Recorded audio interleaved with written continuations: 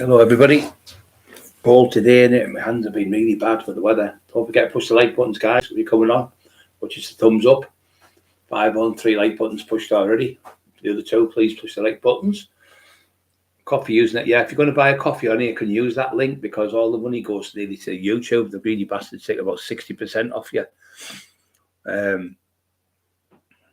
English Bull Terrier. I don't know what he got on. Must have got his paws on to it. Start to work at Eli. Rob, good evening, Brian, and to you, Johnny Jump. Good evening, Brian. Yeah, that link on there is the best one. Emma said could go straight to us instead of going to YouTube. YouTube take over 60% off you. Absolute greedy bastards, aren't they? Rotten McGree. And then because I speak up about certain things, start be giving a W. As I was talking about the other night, they start to sanction you and don't give you no money. So absolutely disgusting. Yeah, you can't even speak about the things that are going on in the world for the fear of the government shitting themselves and getting, you might tell them too much and then we might have a coup. A coup means like taking over the country. John Usher, evening, mate. Joe Canwell, hello, mate. Tyrone, Addy, Ronas, Vernons, hello, Ronan. Good evening there. Rob again, Ice Queen, hello, Ice Queen, hope you're okay. Emma's doing good. Just had some lovely food. John Man, Brian, is Terry coming on again? He's a yeah, he will come on again, guys. Bull, hello, Bull, Irish Bull, great lad. I think I'm on this tomorrow with him doing a live. Furious Traveller, Glasgow Posse, Puzzle. Paul, Bull, Stockton lad. Get up the Stockton lad. Irish Bull. Lee at the bottom there. Who else is at the top? If I missed any, Paul Hobson. John Mann. Hello, John. Yeah, he will be coming on again, guys. He's, I think he's at the funeral today. God rest his soul. Marty Turner was buried today. After that fucking arsehole tortured that old man for fucking over 2-3 years. He tortured that old man. You want to be absolutely, you know what I'm talking about. I won't mention the fucker's name, but you want to fucking hand your head and shame you. You're absolutely disgusting with that old man. And his grandson stole all the money for the cerebral palsy because he had cerebral palsy. He'd written that book for his grandson and you stole his money off him. An old man, 70s, I think he was 78. He got an OBE, like an OBE. It was a distinguished medal off the government. He should have got off the Queen, but the Queen was poorly at the time. He went down to Parliament and he got it off the government. In Parliament he went. 44 years outstanding figure of society for the South Bank kids, taking like the O's, all great boxers. Anthony was the ABA champion, schoolboy champion. John Pierce, another champion, world champion, another top boxer.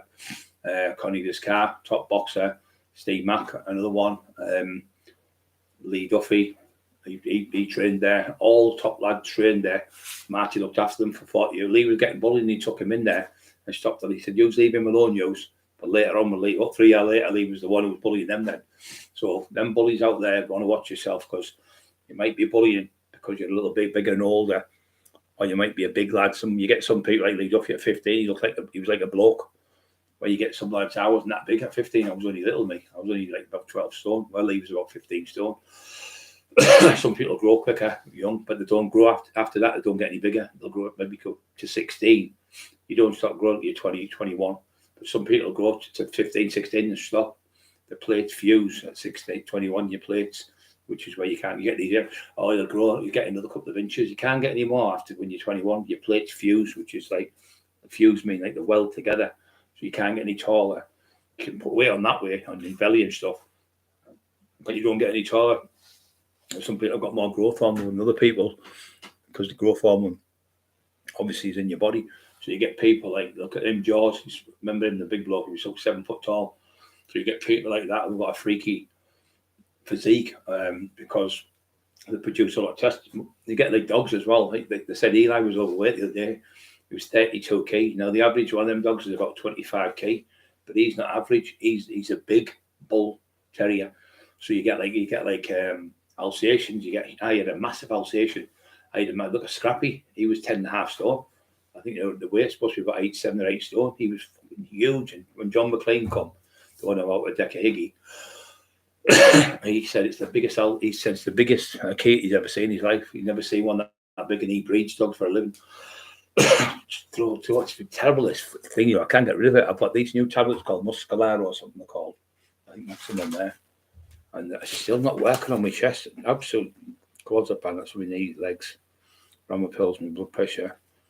So that's me inhaler. I can't see the other ones now. They must be on the other prescription. Muscalara or something they're called. But he said they stop you because you're getting older. Your chest produces sometimes more mucus when you've got asthma. It's like producing too much mucus. So in the middle of the night I'm coughing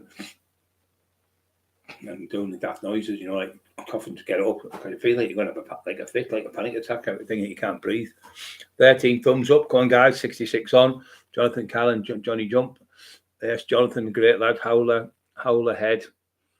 Steve Mac, your son, hope you're okay, and the little girl, tell her I love it a bit.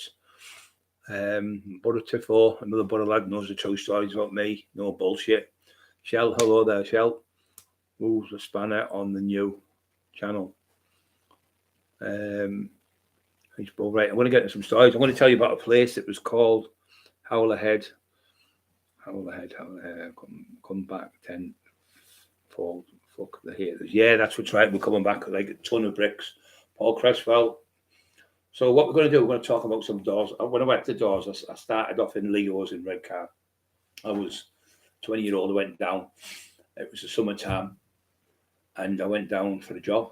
So I just went to the door on the night. It was about 7 o'clock. I said, "Is any jobs going up to the door?" Because I was talking to Tony Bucko. He was telling me, "Just go and ask them." I was talking to Peter Ayton because he used to train in the gym with us. They were bigger than me. They were older than me. They had better physiques. I was about 14 stone 2 or something. I got my first job. But I had a 6-pack. I was ripped to the bone. I was doing 10-mile biking every day. Every day I'd bike 10 miles. Sometimes morning I used to go up the Saltburn Bank, but I couldn't come down it. It was scary coming down. It was that fast, the speed of it. So I'd go up the bank, but I'd walk back. I'd walk down it and then I'd bike back up the other end at the end. So I used to go there. It was like a 10-mile bike ride, but the bank was a killer when you pedaling up the bank, like Tour de France, like them people. But being only 20-year-old, you're super fit. So I used to do that. Sometimes I'd do it. I'd say 2 or 3, 4 in the morning, get up and cycle. Because I like cycling better than running, because running was bad for your knees and your back. So I used to do that for my fitness training, for my boxing and stuff like that. And then I used to train at the gym 4 days a week on the way to now train twice at the boxing gym. So I was training every day, every single day sometimes. And then I started doing it with George Fawcett. And George lived in Redcar. I lived in Hornby Court, a place called The Courts, with like little flats. And you put some of them were houses. And they were all built like little flats they were. And I lived there. My Uncle Tam lived there as well. My Uncle Frank lived over the road near the Oasis pub. So we used to go, Tam would come with my Uncle Tam, TAM, my good friend from Redcar. He used to take me to the gym. And we started training down the gym. So John, I can't even say his name now, John. He used to do my hairdresser. It was Cookie's dad. Paul Cook was a friend of mine. He used to work at the door with us. And his dad used to be an hairdresser. And his dad used to moan all the time. And then now he's worse than his fucking dad. He's worse than his dad now. I was talking to one of the lads. He said it was Bernie McDermott. He said he's worse than his dad. John Hockney, that was it. And John Hockney, the son, he was an hairdresser in Station Road where I had a fight with Lee Duffy. So I used to get my hair cut there and all. So it was good. And I used to go. So anyway, I went down. They were in the gym, Teddy Cooper. And I said, just go and ask for a job. So I went down to a lad called Jeff Robinson, great lad. And he lived in the Rose Gardens on the way from my house. So I'd walk down and I'd bump into Jeff, and then we bump into little Frankie, and we'd go to the pub and work. So when I first got the job, I didn't know how to put anyone out. So I know how to fight, and I didn't know how to put people out. So I learned. There was a man there called Bob Cumber, and Bob was a seven Dan black belt karate expert, fucking lovely man, a bit like Chuck Norris. He looked like the same type of hairstyle and everything. And I remember 2 lads going to have a fight with him, 2 lads who could fight, and he just dropped to his knees and he slid them with his foot, and the lad just fucking hit the deck, just slid his foot across underneath his feet, and took him right off his feet and hit the floor. And then he just went bang or like that on one of the chins like that, and hit him on the chin.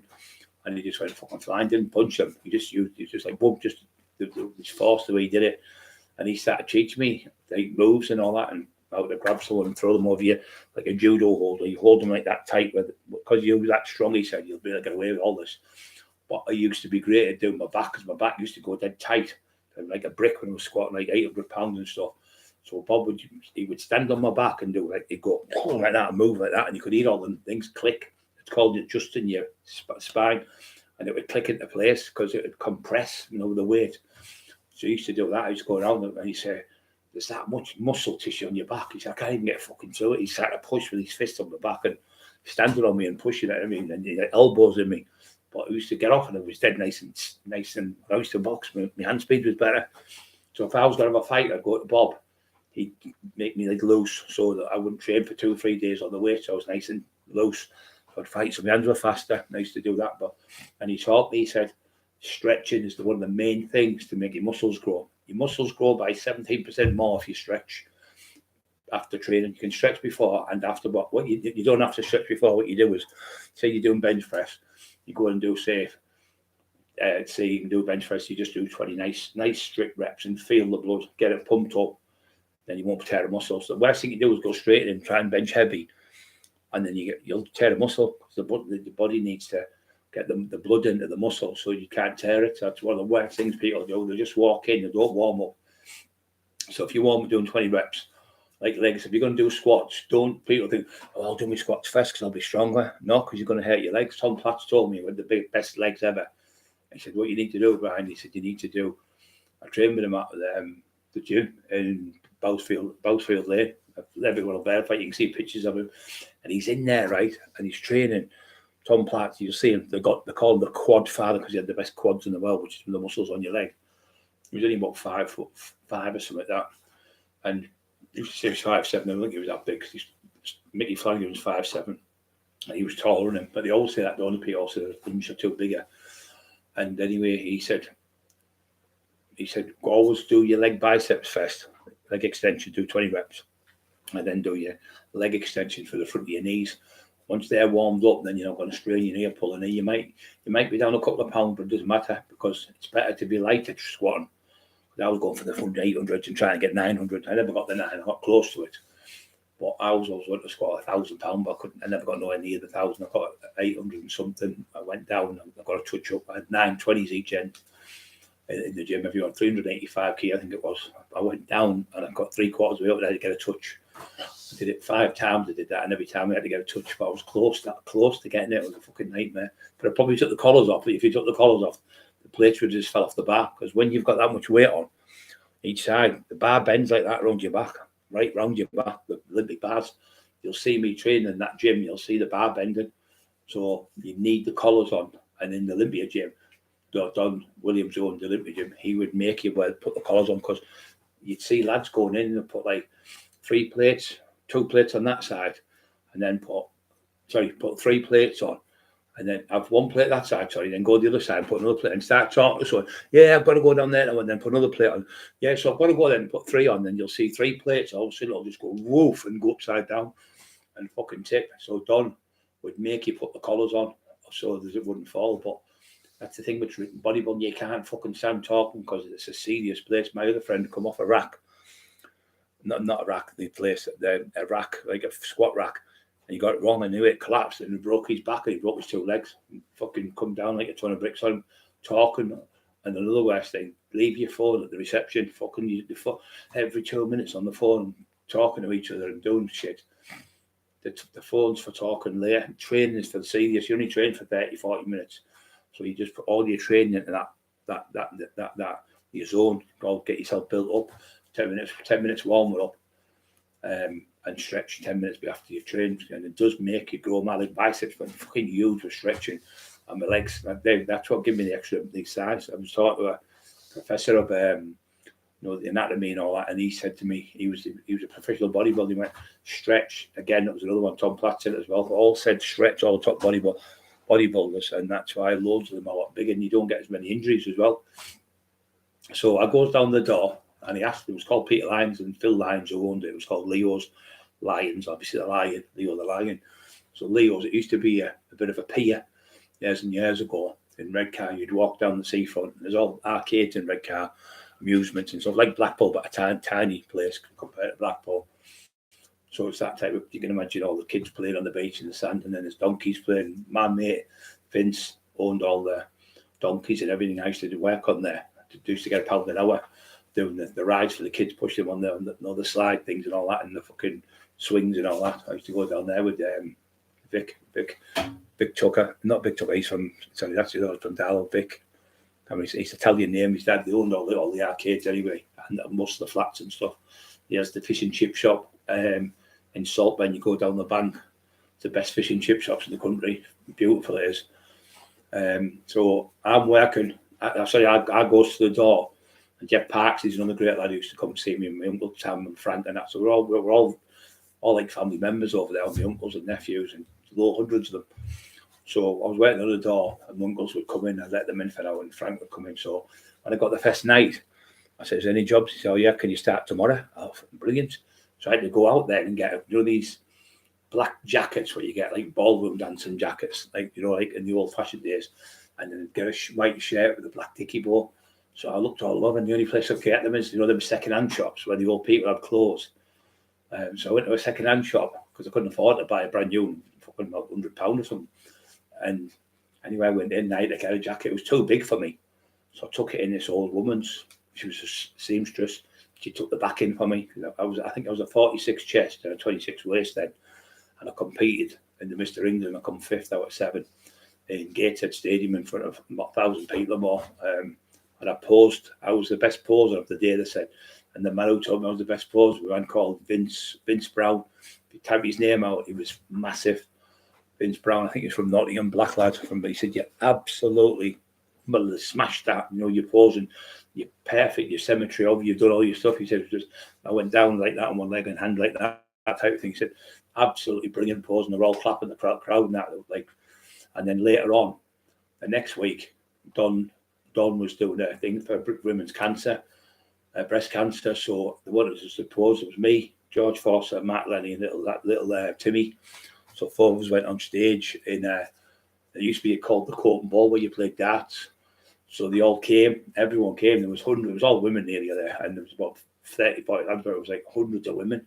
So I'm on their stage with a little pair of posing trunks on with all the oil on everything, because you have to. And I'm on there and posing, and I'm doing it. And anyway, they started to clap, and I went like that, like the crowd, and I was going, clap. I was doing that, and everyone started clapping, and the whole place went up. It was great. It was just to be on that stage to entertain them for that night. But I think we made about £2,000 for breast cancer, and that was fucking years and years ago. But it was great night to be stood there. Mark was the North East best bodybuilder, and then I should remember Craig Coward, who was 8th best bodybuilder in Britain, and then I knocked around with George Foster, who won Mr. Britain, and I knocked around with Lee Little. He was Mr. Britain overall, Mr. Britain, won everything. Leagues, great. I've had him on here. I'm going to get him on again. He's from Redcar.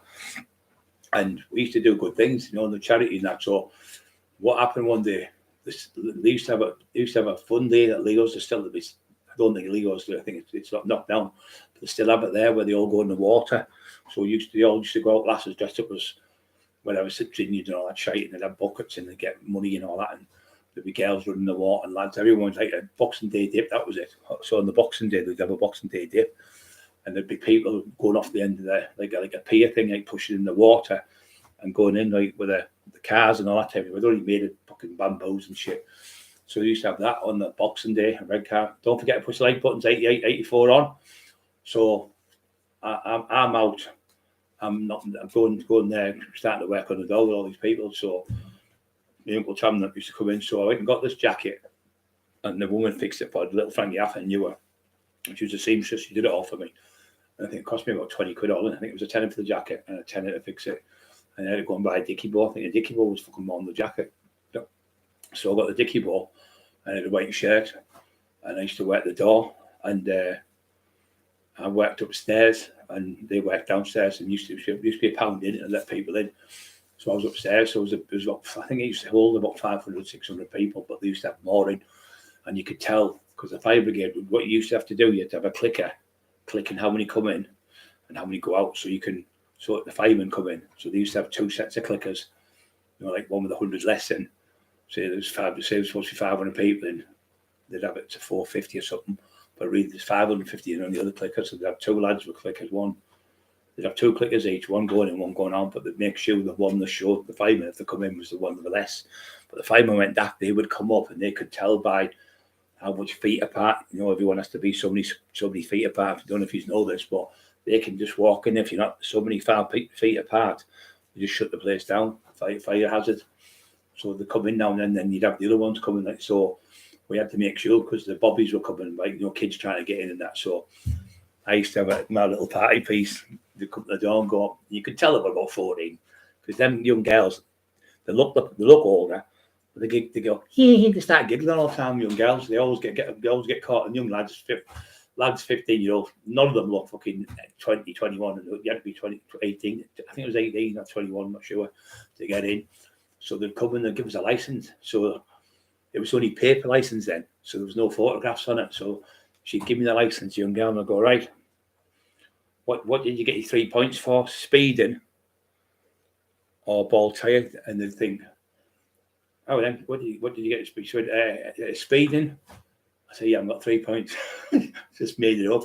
So in the red, she's thinking, I'll take 50-50, you know, I'll win here. But she never even had speeding. She didn't even read it properly. So I've looked, I went, ball tired or speeding? What did you get done for? Or speeding? You know what I mean? And there was no fucking one speeding. But the ones who got it right, I used to let them in. But you had to, obviously, if they got it right. There was some ones that were really 18, they looked about fucking 14. But you get that everywhere, don't you? Get kids. Like I said, that kid was in jail. He looked about 12 when he was 22. Yeah, so we worked on the door. And it was always fair with people. And you get people coming, like, say, and you couldn't get them with trainees, and I'd say, look, do the paper. Get a taxi home. It was only about £1 to get a taxi home in them days. I said, come back and I'll let you in for out. So you've lost now. It only cost you. You and your has to cost £1 each to come in and let you in for out. So the £1 there, the taxi there, £1 back, and they went, oh, fair dues, big fella. And they'll come back and say, I said, let these in, they're okay. They've just paid for a taxi. And that was good to do things like that, because people respect you and they think, he's a nice lad there. I couldn't stand bullying. So I was in there one night, and this was my test to this, I think. So there was a lad in there, and he was a fucking big lad. He worked for British Steel, big fucking lump. He's not here now. He was a nice kid, and he had a fight with me, and he was about 18 stone, about 5'7" or something, but he was like a caveman type style fighter. And I was having a fight with him anyway. I punched him. We were fighting for about a good 3 or 4 minutes, which is a long time in there, because you got to remember, it's red hot, especially in the summer. And it was the summertime, so he's fighting with me. But he hasn't got the stamina I've got, but he hasn't got I wasn't massive punch. I was only about 14 stone, £2. And he was a big lad. He was a lot bigger than me. He was like 4 stone heavier. Anyway, I've got him in the end. I've got him in a headlock like this. I've got him in there. And I've got him. The thing was, you had to consider upstairs. There's about 30 steps to the top and 30 back down. So you'd run up the stairs, so there's a fight. Then you have to run right across the dance floor. And then you go down another little place at the back. You could sit out the back where you could sit and watch the waves and everything. And you'd have to get somebody right around the fucking building, all the way down the stairs and out. So by the time you were fucking knackered, and then all of a sudden, the doorman to the DJ joint, oh, for fuck's sake, you're all the way back up the stairs again. What? Did you see what Matt wrote? No. I'm not looking at MS system. I'm trying to keep. Oh, go on, Matt. Good doorman. What makes good doorman? Do you have a good people skills? Yeah, I think the good doorman for Atherton was really good. He was only 12 stone. And he was in Brian Flat. He was the best in the world at it. He would go up to people when I would go up and fucking, I'd be there to knock them out in 2 seconds, where Brian would explain things to them. And I was really good at people skills as well. I think the best thing to do is if you've got people go, hey mate, how you doing? I've seen you for ages. And they'd have trainees on and something like that and say, look, like I said, you go home, prepare the taxi to get in for now. So I was like good like that. So yeah, people skills are the best. Brian Flight would have, yeah. He could talk them out the door. He was the best. Sean Day, if he was on, he'd tell you the same. And he would tell you the same. Steve Mack, Brian Flight was the loveliest man you could ever meet. And he could have a fight. But he's passed away now. But he was a great doorman. People skills. You've got to have people skills. If you can't talk, if you're just a fight, whether it is in the old days, when I first went for the job, so can you fight? I said, of course I can fight. I wouldn't ask for a job. You had to be able to fight then. See, what it is now, the young lads now, no disrespect, they're like college students. They've never had a fight in their life. they've been silver spooned in the mouth all their life. They've never been in like a fight with 5 or 6 lads fighting. They've never had a good kicking off like 4 or 5 lads beat them up. So when they get that, they're on the phone, the fucking police. And what they do now is, as soon as they're fighting, they've got a camera out and they start videoing it, like that video, and they have to video the fight. And if you don't video it and you don't make statements to the police now, these CSI badges, they get fucking suspended. The council, I know lad, who was doing a bit of debt collecting not long ago, and because he was doing debt collecting, they suspended his badge for 6 months. Can't go back and off for 6 months. So it's the council that control you, and also the police. So if you say what one of them said to the cop, oh fuck off, I'm making statements, you went right, you're suspended. And they can suspend you, the police on the doors now. It's just not the same. Years ago, cops would come and see you fighting. It'd be like a fair fight. Well then break it up now, come on, you go your way, you'll go your way, and just let you move you on. They wouldn't put you in their band. You know, if your dog was fighting, say 3 lads, like I've done it loads of times, and they've come over sometimes and shook my hand off, fucking just thought, brilliant that. Saves our fucking job. What I'm just very good. Bald shit, listen, that was brilliant that. I'm going to tell you some of the things that I've done where the cops were saying that. So you've got to have, sorry, I wasn't being ignorant there, brother. I'm just, when you're talking on the thing, it's hard to read them and come back to me because you try to do both things at the same time. So anyway, I'm working on the door and Leo's and the bell's gone off. I've had to fight this big lad. I've got him out, I've got him downstairs and I put out and I went, he's one of the toughest fighters in Redcar, because I never used to go drink or anything at that side. I was just at the gym, but this lad was a top fighter. So he came back a week later when, hey, young'un, I thought he was going to say outside fighter when he's going to just shake your hand. He said, you are one tough little fucker. He said, how old are you, son? I'm 19 or something. I went, 20. When you are fucking special, you. Another one said it straight away. He's not here now. He's a great lad, he was. And he said, you are one tough fucking little cookie. He said, you're not little. He said, but he said, I tell you what. He said, strength of his unreal. You picked, I'm 18, over 18 stone. You picked me up. What I've done is I put my arms underneath these arms like that, put them over the top of his neck like that, and picked him up like that. I was carrying him. We used to walk him down the stairs like that. And I got him in headlock at the bottom, took him out. He went, you fucking carried me at 18 stone, so over 18 stone, all the way down them stairs. 30 odd stairs, and then there's another about 10 stairs at the bottom and outside. That takes some fucking going, that. He says, strength's unbelievable. So then he started saying to people, that the lad who's just started that, he goes, he can fucking fight. He was only a kid, because they were like 27, 28, 29, so like 30-year-olds. When that young kid's fucking unbelievable. Then I went, all the others on were in the late 30s, apart from Frankie, he was about 60, he's about 50, about 60, but he was a lovely man from Wigan. So he was great at talking to people as well. But when you see me, it was just like, I'm going to have a fight with you, because I'm not going to back down. It doesn't matter for fucking 100 years, I'm going to stand my ground. So I worked at Leo's for a long time. I worked there for about 2 years. I worked there. And then one night, this kid come, and he was he looked like a bit of a thug, big skinhead. And I was with a lad called Jeff Palmer. I've got outside, he's had a fight with me, and I bit him. I don't like throwing the straight right hand, I hit him. I've thrown the left, I've thrown the right, but the left hand's caught him. So I've gone with Jeff, and we've gone to somebody's house afterwards for something to eat. I'd done it about, I think he used to shoot at 11 or 12, no, 1 o'clock, I'd shoot there, 1 o'clock. And we left at 1. By the time I went in the house about 2 o'clock in the morning, there was a tiny bit of tooth fragment in my hand. You can still see the scar on my hand now today. So it was like there's a scar right across my hand there. I'd done that on a bit of tooth. And there used to be a hospital there called the Stead Hospital. My Auntie Rena worked there. Only a tiny hospital, but it wasn't a big hospital where you'd have heart attack and stay in. It was mainly like because it was a little town. They'd been there for 100 years. So I went to the Stead Hospital, and then the nurse said, "Oh, you've got septicemia poisoning. You're fucking that." Up to there was bright red on my hand. I mean, what's that? Because I didn't know then. She said, "You got septicemia poisoning? Have you?" I said, "I've had a fight with someone. I'm going to lie to you. I had a tiny bit of tooth." She went, "That's what it is." She said, "A human tooth has got more poison in it than a dog bite."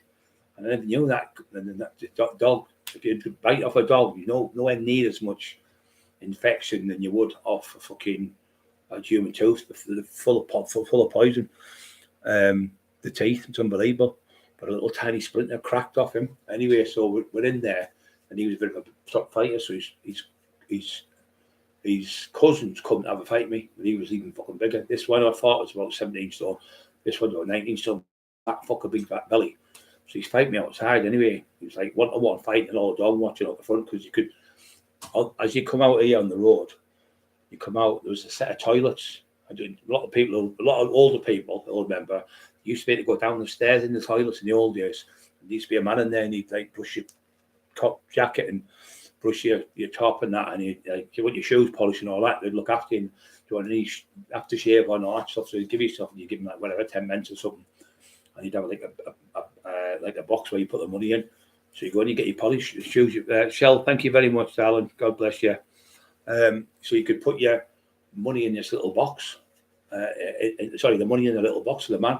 So you used to go down. There's big white or glass things that thick. You couldn't see through them, but you could still. The light would give you light. You could see at the bottom, and have lights on. So you went down into the ground type of thing. It was underground. All the toilets in, like say, Scarborough and stuff, all the sort of seaside ones, you'd go down the steps and you do it. They stopped change the way they did in the end. So anyway, I had fight this lad outside. He was getting the better of me in the fight. I was only like 20-year-old, 14 stone, 2 pound away, and he was getting the better of me because he was 5 stone heavier than me. So he's thrown me about a bit. So I'm fighting back. I've caught him twice, and anyway, I bang headbutted him right in the face, and he fell back. Now behind us there was a step you come down about that big, and it come round like that shape. So you walked on the normal step, and then there's a one like that comes round like that. He fell back, fucking hit his head, his ears pouring the blood, and his fucking nose and everything. I fucking cracked his skull up. Anyway, he's in a coma. So I had to have fucked off. I had to fuck off out the area. So I fucked off to Hartlepool for a few weeks, stayed at my mum's out of the way. They just said, the Scottish lad worked on the door. He said, we only came down for the weekend, and he worked a couple of days. Anyway, he was in coma for 12 or 14 days. I can't remember if it was 14 or 12 days. He woke up, and then he got out on the 14. He was in a fucking coma. I was fucking shitting myself. I was only a kid. I said, if he dies, I'm going to get done for me. I'll shit myself. I thought I was going to get 10 years more. I was going to go in and see what happened, but I got my auntie, who worked in the stead, phoned the big hospital. It was in the hospital in Middlesbrough. It was called the General Hospital then. And he was in a coma, but anyway, he come out of it, but he never said a word. The lad never said a fucking word. And about a year later, he turns up with the club. He said, oh, that was my own fault, that. And I said, am I all right? I shook his hand. I said, how are you, mate? I got him a couple of pints and it was nice as pie. He said, I was just being a fucking dick and I was pissed and it was my fault. And he said, bye, you can fucking fight for a young lad. But fucking these things you do nowadays, they go straight to the fucking police on you.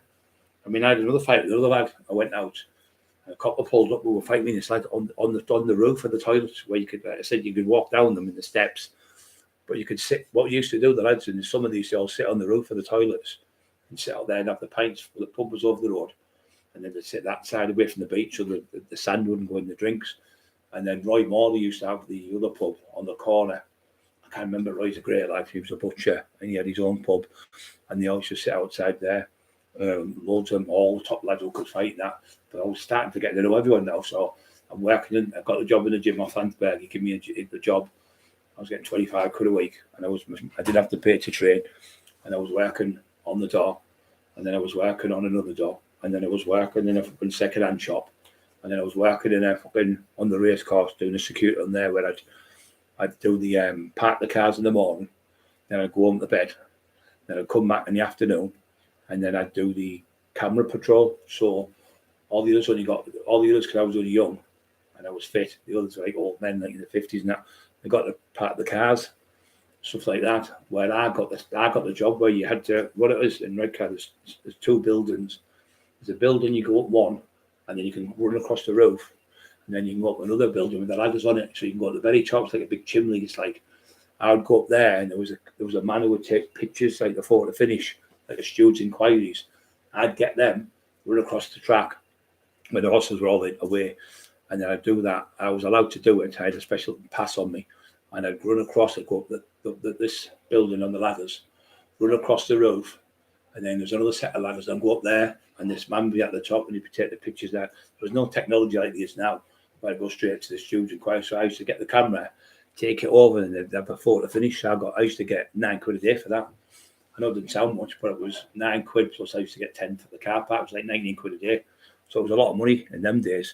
But even then I never claimed all. So I was working with little Tam, TEM. I used to help him do mechanic stuff on the car. I couldn't do mechanics, but I used to pass him spanners, just give me $5 a day. I used to do deliveries with them. My lad, he was a multi-millionaire. John, was it Waldron? John Waldron, I think he was called. John Waldron and Mick, I can't say the name, Mick, multi-millionaire, the big house. He had houses all over in America. He wanted me to go to America years later. Contacted me going to America, look after him in America. Mick Kirk, that was his name, Mick Kirk, lovely lad. Multi-millionaire. He lives in America now, like I say, he's got like flats and everything over there. Did really well for himself. So I was still in Lego's working, and people are getting to know me, and then getting to know people, and I say, and having, so sometimes people come down for a straightener just to try and beat me in a fight, and I go on the beach. I fucking loved it, especially in there. I jumped on, bang, bang, bang, bang. My hand speed was phenomenal. I just knock him clean out, and then fucking wake up. You all right now? And then you pick him up and be like that. It was all over, falling, carrying him into the pub, put him down the deck, sit there, hold him there, and I ended up having between, say, my two uncles, so he couldn't fall. I'd be all cutting his nose. Go and get a cloth for him, rub his eye and all that shit, and then get him a pint. And then he'd be drunk an hour later going, "Oh, you beat me fair and square. You're a great lad, Joe." And that was what it was like. We used to have fist fights all the time. Everywhere I go, people would want to fight me from different towns. I mean, I was in another club one night. I was older now. I'm about what, 27, I think, 28, maybe a little bit older. So I'm in this club. I used to look after a rave club, Lee Little worked there, and Steve and his brother, two top boxing lads. I can't remember the name. Steve. I can't remember the second name now. They're from Saltburn way, but they live in Redcar now. They were at the door with Mickey. Something change your gesture. Eat my food before I come on. I'm going to have to stop doing it. So Mickey. Oh, fuck's sake, me memory tonight. I can't think his name. He used to have two bull terriers. I can't remember his name. Sides there and again today. So we have two bull terriers, and he used to work. What was he called? Mick. I can't think his name. Mick. Fucking hell, I can't think his name. When he worked the dog, so I used to go in, and he had all the little fellas. So I'd give them like 2 each. So it was 3 doormen on. 2 or 4 of them lead, and then they might give 8 out. It only cost me £2 each. So I give 2, 4, 6, 8. So like 16 quid. So I might give like 20 quid's worth away. But I was getting them, they were letting me sell them in there. So I wasn't bullying, I was paying the lads a few quid because they were paying 20 quid each for them. So in real life, they'd pay 20 quid each. I'd give them 2, it's 40 quid with the wages as well. Probably had £50 wage, so they're making £90 a night. Or they'd sell them themselves and keep the 20 quids. So I'd just go in and say, I want him out because they'd be selling E. So instead of me going over and taxing them just for a bit of gear, I've been taking a few quid off them. It was better to get the dog to put them out because that way the cops wouldn't be on to me because they go, "Oh, he's just took me off me, he's done this." So I stopped doing the taxing them in the clubs because it was detrimental, really. And then I go up and say, "Look, do you want to work for me?" They go, "Oh, yeah, I'll work for you." And then I have them working for me instead of taxing them, because if you tax them once, you might only get 10, 100 quid. But if they're working for you, you're getting the longevity, you're getting more money every week, you're getting paid off them. So the big picture is you're making a lot more fucking money. I only tax baddies, big taxes like 50 grand and 60 grand and 70 grand, things like that, off the big dealers who are trying to be clever, going to get me shot and stuff like that. I wouldn't put up with the fucking bullshit. I'd just go straight down and tax them. So I'm working in this club here anyway. This lad used to work on what happened to me when I told you I had to do one. That lad who went in a coma ended up getting a job in Fillmore's, which was the first rave club. So I used to start work. I was working there, and I worked with a lad on there from Gisborne, big lump of a lad, still a top fighter, about 6'2", and he was a good footballer. He used to love football, and he used to box that, and he was the best fighter in Gisborne. So he's on the door with me, but he's 3 years older than me. So I'm 20-year-old on the door, maybe 20 and a half or something. I worked there for about half a year. Then I went back to Lego's because that lad obviously was all right and everything that I said to you. And he come back and shook hands with him, so I was all right with him. So this lad, he started to be a bit of a gangster. He started selling a bit of gear, started doing this, that, and the other. But I'm a lot older now. So I'm about 3 years older. So I'm like 23. I'm not 26, 27 now. So he remembered me when I was like 20, 21. And he was probably 24, 25. So he was like probably a better fighter than me then, obviously, because I was a young kid. And he was a lot stronger and bigger than me. A big lump of a lad, about 18.5 stone, but really like solid, no fat on him. And and he had loads and loads of fights, worked loads of doors. So a lot more experience in fighting than me, a lot more door work.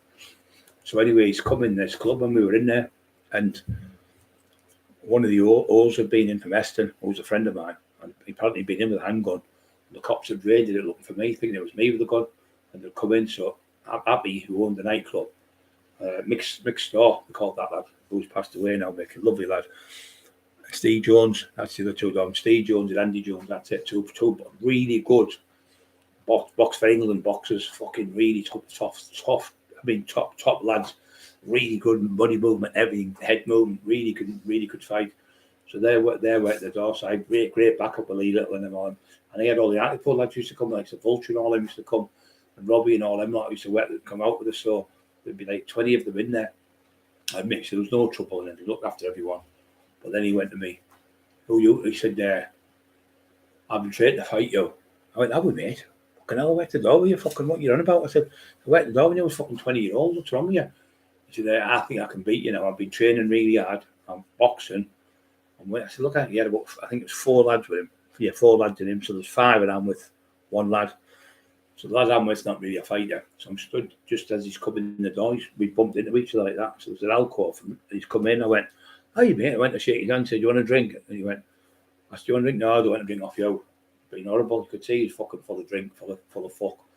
I went, "Oh, do you want a drink or not? Do you want a couple of little fellas?" "No, the E." And he went, "I don't know off you." He said, "I know I can beat you in a fight." He really fucking believed he could beat me, this fucker, right? But he's on about me. He's looking at me when I was 20-year-old. And he was 24, 25, whatever he fucking was. So he's 4 or 5 years older than me, which is a massive difference when you're that age. Anyway, he's going, "I know I can beat you," and he's moving around. But what he's doing is, what people do is they'll stand like this, and then they'll put the left foot forward like this, and they'll start moving around like that as they're going that way like that. You know they're going to throw a right hand. To throw a left hand, it's very hard to throw a left hand from the angle. So what I did, I just squared him off and stood next to him like that, put my shoulder on his shoulder, a bit like Evander Holyfield did to Tyson. Tyson couldn't punch him because he kept squaring him off. Because Tyson would win most of his fights in the first round. He'd come in and he'd throw left, bam, bam, bam to the head and drop them and win 90% of his fights in the first round. So he's trying to do that, but he couldn't throw left hook. He said he could only throw right hand. I knew he couldn't box. So he's doing that. Once they're putting that left foot forward, they'll put the balance on, then they'll throw with the right. So you can't do it that way. You can't do it this way and throw. There's no power. So in that way, you go bang, because your hips come in when your shoulder comes over the top. So I knew what he was doing. So I've done this, obviously, for 20 years, like box training when I was a kid. But I didn't box properly till like 20-year-old. I think it was when I boxed properly with Ray Hood. And little Frank used to take me on the bags and John and everything. So I knew all these little tricks, So anyway, next minute, he's trying to step over me. So I went, bang, fucking nutted him right in the nose. And his nose just split wide open. I'm going to put myself in the eye. Nose split wide open there. And it split all up there. And when he fell back and he hit the floor, really hit the floor, put myself in the fucking eye there. So he hit the floor like a bag of shit. And he's laid down, all gone, his legs. And he's trying to get up. His legs are like Bambi on ice. Fucking put himself in the eye. So he's laid there on the floor. And he's trying to get up. These 4 lads are picking him up, pulling him off the floor. So he's got up and he went, "Oh, then." He said, "Oh, then." So I went, bang, nutted him again. So I dropped him square on it and bang right on the fucking nose again. And it split even wider. So anyway, he fell on the floor. He's going, "I'm your mate, I'm your friend. I'm your friend. I don't know why you're doing this to me." I went, "Wait a minute. You've been wanting to knock me out for fucking 5 minutes ago. You want to knock me out? You've been offering me out for fucking 10 minutes. I haven't even punched you yet. They're just 2 headbutts. And look at the fucking state here. You beat me. You're fucking dreaming, and you're in a different fucking, I'm in a different planet from you, a different league altogether. You fucking idiot. It's too much drink and too much divvies. Like, Jews want to go in there, just ran off. The 4 of them all ran off and left them, the fucking shit houses. Now, I went to jail in 1995. I got fucking 30 odd months, like I told you, and I got out in 97. So I got out in 97, so I went to Blazers. Blazers was like a rough place. So I'm in Blazers. Was it Blazers? Yeah, it was Blazers. Little Kevin was there. Great fighter. He's passed away. Another one fucking gone. It's unbelievable. He's with Perry. Anyway, I'm in there. And he's in there. But he's not the big man no more now. So I was with Colin Ginger Allen, his head's bald now. But he used to have the Acklam Garden City Club in Acklam. That's why it's called that. And his mum beautiful woman. She's his mum and beautiful dad. Lovely people. I've been in fights and they've went, oh, it wasn't him, it was them, and they've stuck up for me. Went in the 70s now, maybe more. Lovely people, and helped them with when they've had problems. And I went in there when they've had problems in the pub, never charged them a penny because I help people for nothing 90% of the time. So anyway, he's looking over. So he's like, I can see the fear in his face, so he's frightened, you can tell. But I've been in jail as well. I've come out and I'm 20 stone, 10 pounds, and I'm fucking ripped to the bone. But I'd been out about a month, so I got even bigger. I was about 22 stone. And I'm like, bam, bam, bam, bam, messed about, shadow boxing, having the laugh of the lads and that. And he's got Ginger Allen's come home. Alan's the one who fixed my car. He had an SRI, what do you call them? Fucking Cavalier. That was the first car I ever got, an SRI. Craig Howard got from it, had a blown head gasket. It cost me 400 quid. It was going to cost me 400 quid. But Alan got me a GTI, they're called. Remember the GTIs? Took the engine out of that and put it in the SRI one. It was it did about 130. Flying machine, but they had sloppy gearboxes. It was tartan seats in it, but he had to open the roof for that, and he had no fucking windows. You had the window behind the windows down, so it was a bit shitty. That's why I stepped from that. Next car I got was a 635 BMW off Chino. It was a 635, 650, something like that. And it was a nice car. It looked like a shark. It looked like a shark shape. It was an oldish car, but it was nice. And I blew the head gaskets on that and the fucking engine up. All the valves I blew up, cost me a fortune. So then that's when I got the Cosworths. So anyway, I'm back to this fucking lad. So I've already bashed him. So when I've seen him, his nose has got plastic surgery across his nose because it's all split, and you can see the difference in the colour from the normal skin to this like a white colour. So I'm fucking big chunk, right, you know. It's like fucking adamant, you know. Stand and deliver. So he's gone over right now. He's been a clever cunt again. Do you want another go? I went, no, it was wrong. He said, Alan said to me, he's just scared in case you hit him. I said, why would I want to hit him? I've already fucking beat him. I don't go back and look for people. Once I've knocked someone in a fight, bang, and knocked them out, I'll get them up and say, all right, and take them home. I'll put them in a taxi. I don't fucking do evil things unless they're fucking horrible to me and I do evil things back. But I don't go out looking for trouble. I go out to have a laugh. I go out to be fun. I sit and talk to people. I get jobs off people. I help people. And we have fun. I don't go out.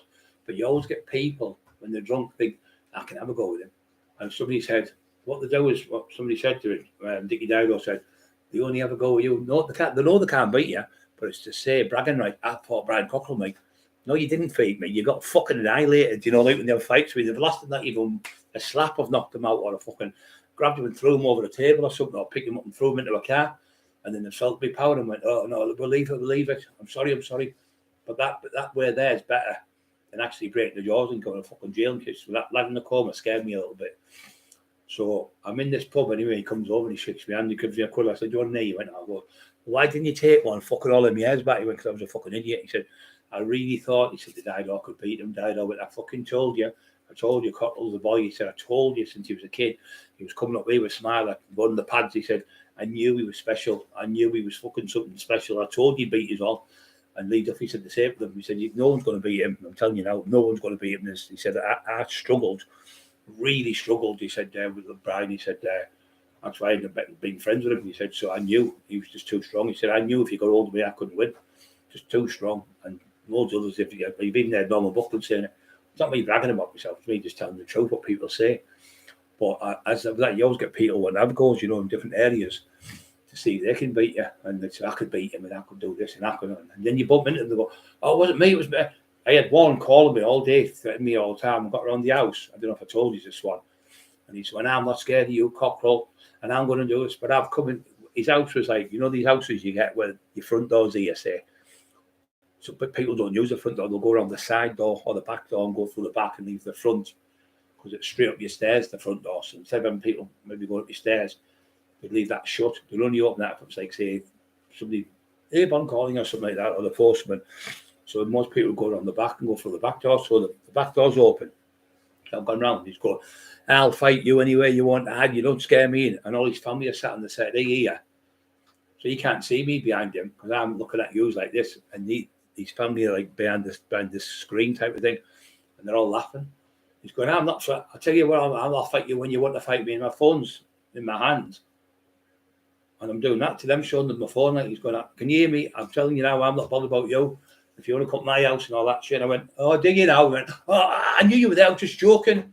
And they all just started laughing, his wife and everything started laughing. I said, you daft cunt, you just made a fool of yourself, trying to do a floor show in front of your family and made a fool of yourself. But, yeah. And then there was another kid in the same area, my friend, Liam.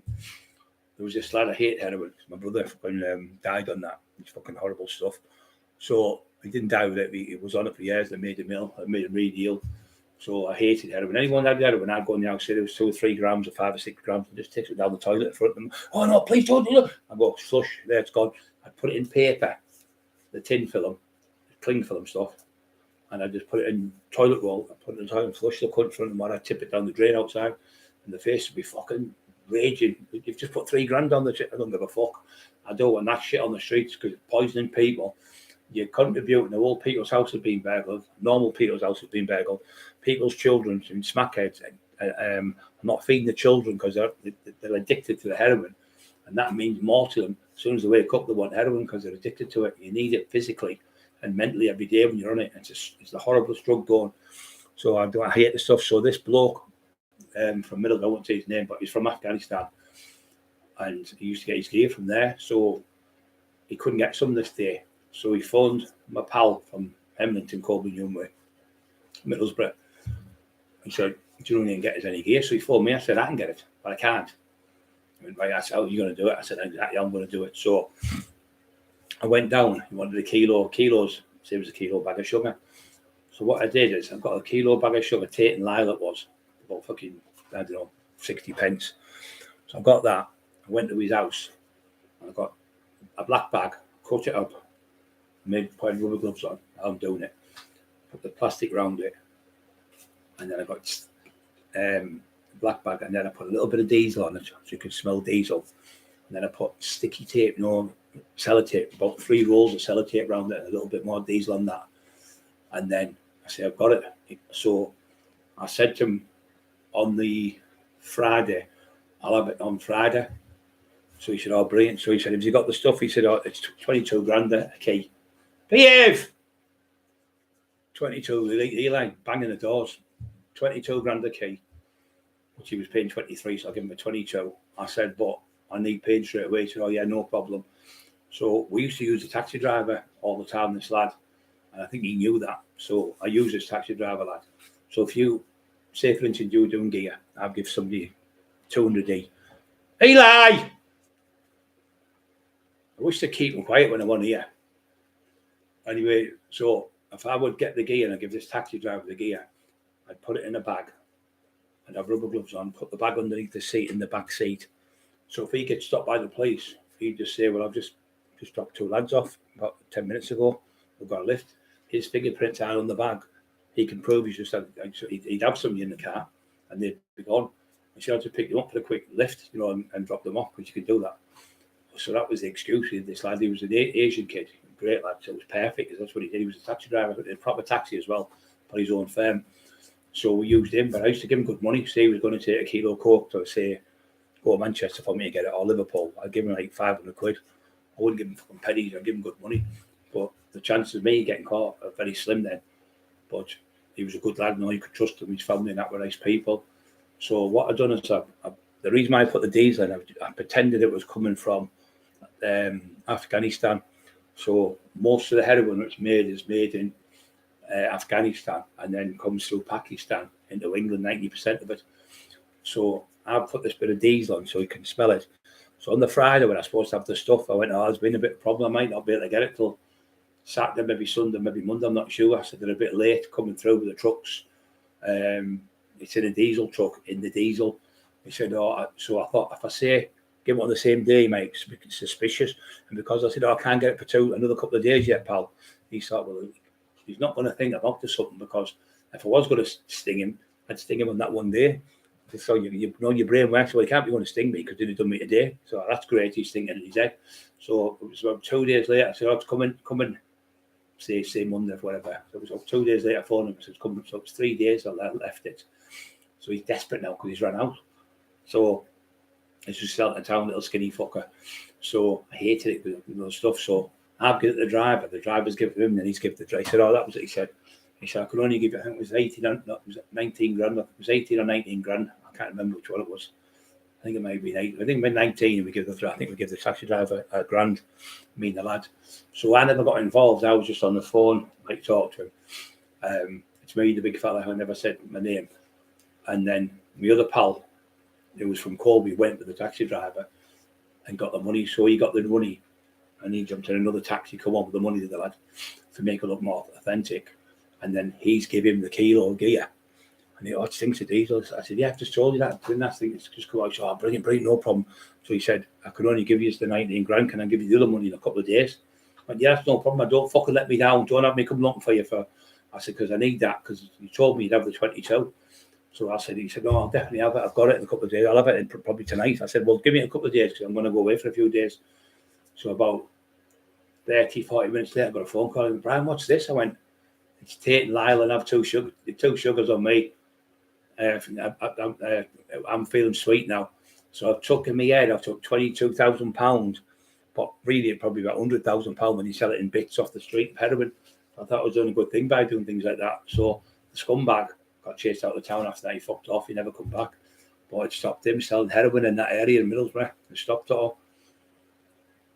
That's why the cops used to like me in some ways. They think, oh, fucking. One cop said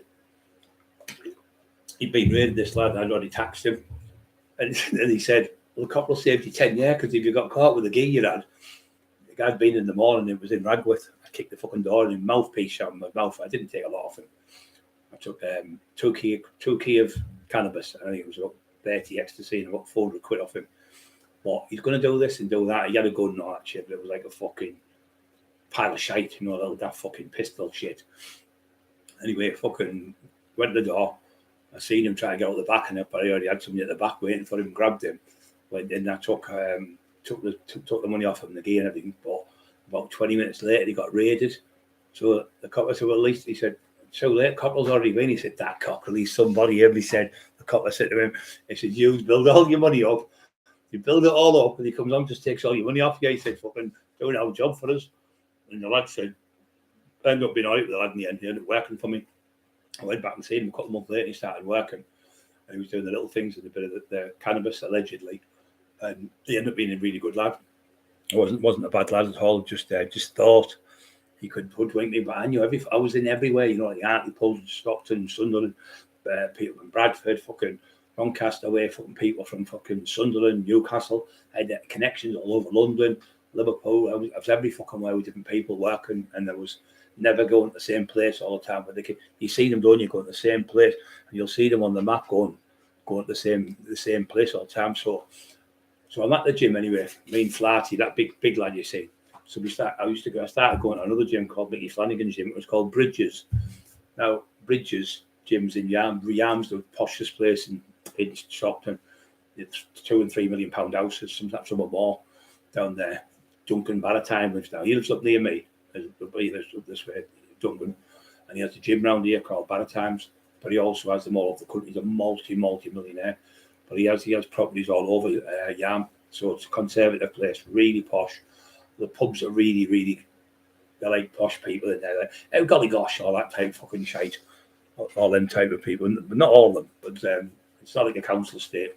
It's a really posh private estate. And big river down there, and it'd be really nice. So I was doing some gear for the lad. The lad was working for me, and I give him 9 ounces of something allegedly coke.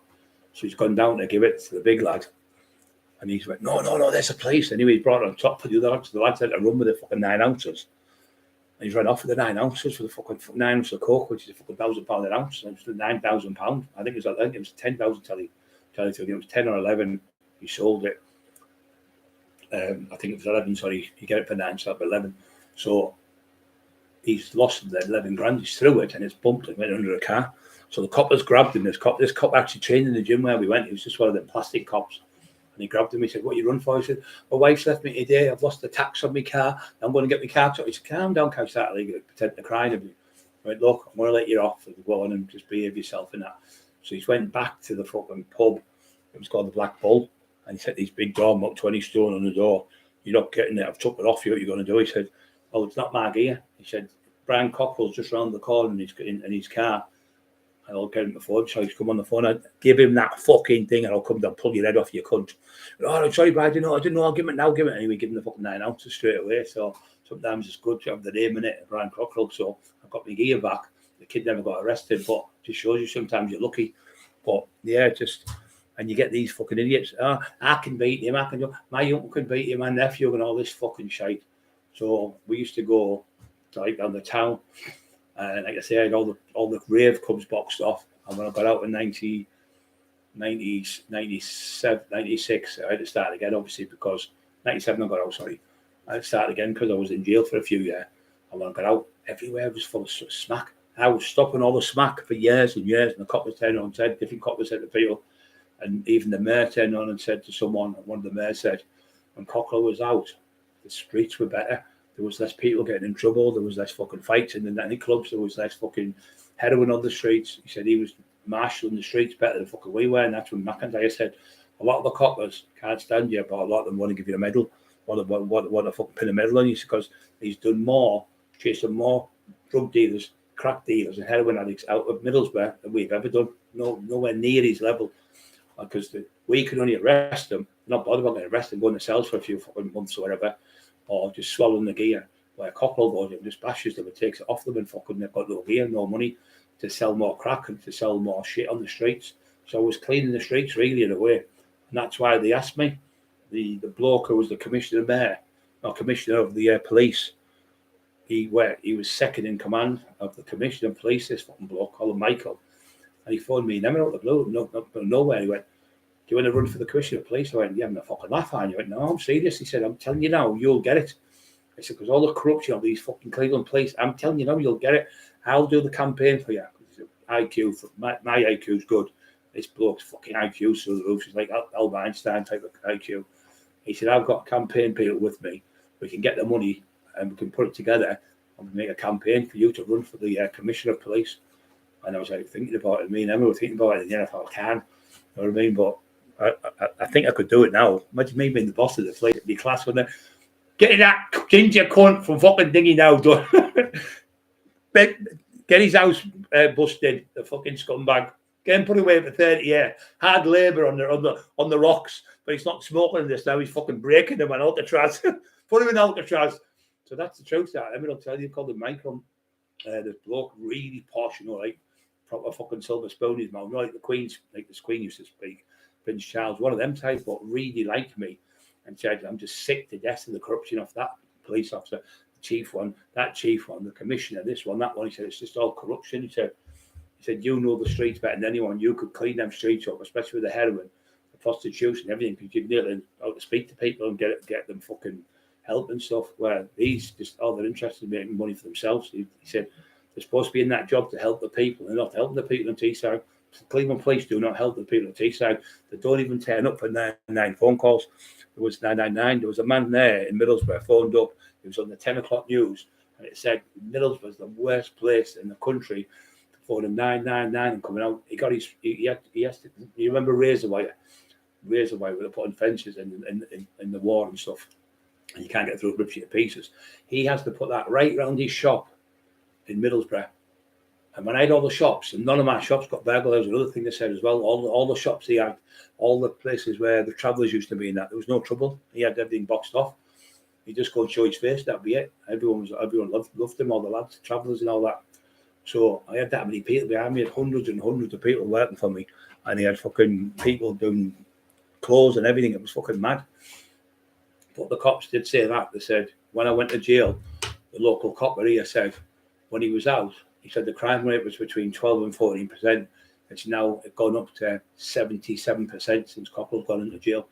Fucking hell, I'm going to get the sack. He was telling Ryan, who lived with me, I looked after Ryan for 5 years. He said to Ryan, when did he get the call? Because Ryan calls me dad, even though I'm not his dad. And he says, when did Dad get out? He said, I don't know. He said, I tell you what, the crime rate's gone through the roof here. All the bikes are getting stolen, all the cars, and the houses are getting burgled. When he was here, and the kids used to see him, they're coming from different areas in Middlesbrough and Alderby and places like that, coming in Ingleby Bar and stealing the stuff. He said, but when your dad was here, son, He said there was none of it. It just stopped. And I got out. And within about a week or so, I bumped into him around Tesco's. He used to be on the pedal bikes, cops, them ones. Just a normal copper, not a bad bloke. And he used to have the cameras on, video, and the kids being naughty and that.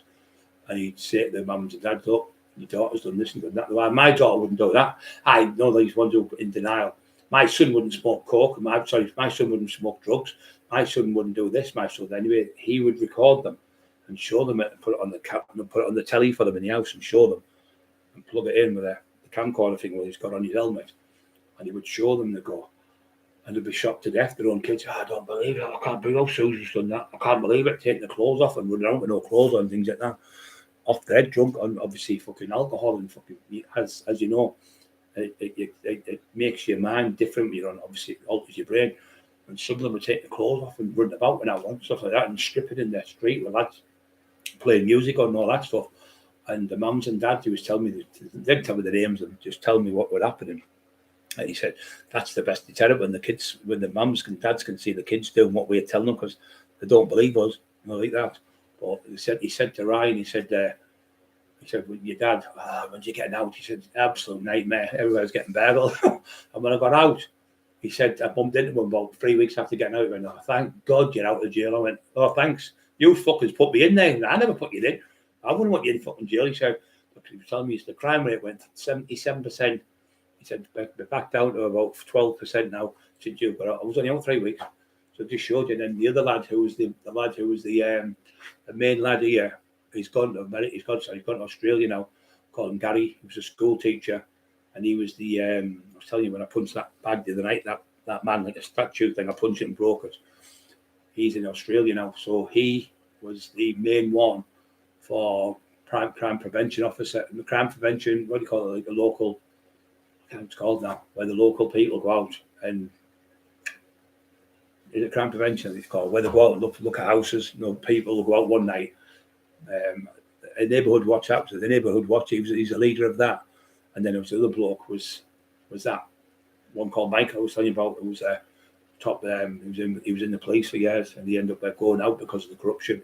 He was involved as well. He said, since you've got out, it's just gone back down again. He says it proves that you're running the streets because you went in for 3.5, 4 months. The crime rate went through the roof in Teesside, and you've got out, and all the shops are all got your posters. I used to put a poster on the wall, 50 quid a month, and no one got robbed. None of the houses got robbed. I had people's houses and everything, and to charge them 20 quid a month, instead of them taking insurance where you don't get fucking paid. And if they got robbed, I would find out who did it within a couple of hours and have all the stuff back at the house. And then one day he said to me, the copper come and knocked on my door. He went, I know you won't tell us who it is, but could you? I said, what's happened? He said, there's an old woman, she's about 76, she's had everything robbed out of her house, all the pictures and the old records, the old records you put and all that. She's broken hearted. I said, leave it with me.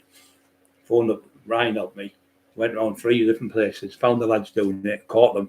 The only thing I never got back was 2 records. I got all the furniture back, all the stuff that's sold, like, you know, the decks and all that, you know, like the old-fashioned ones, you know, like the brown one, but you lift up, where you put 6 records. You can put 6 records on one of them.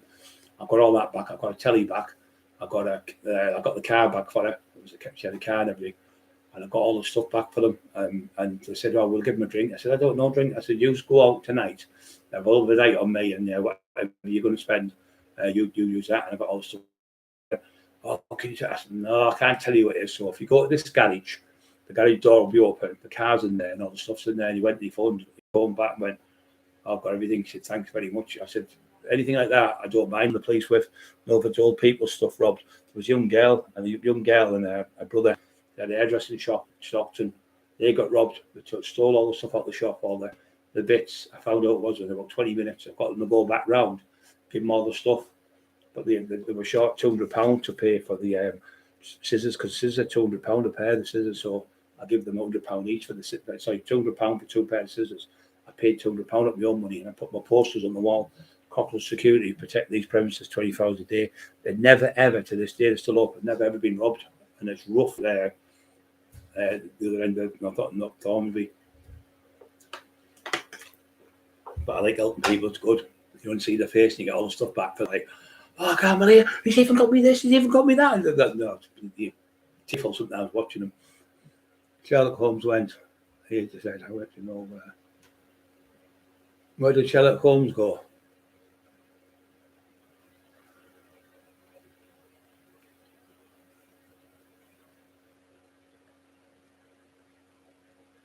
Head, how the head? Put it to 4.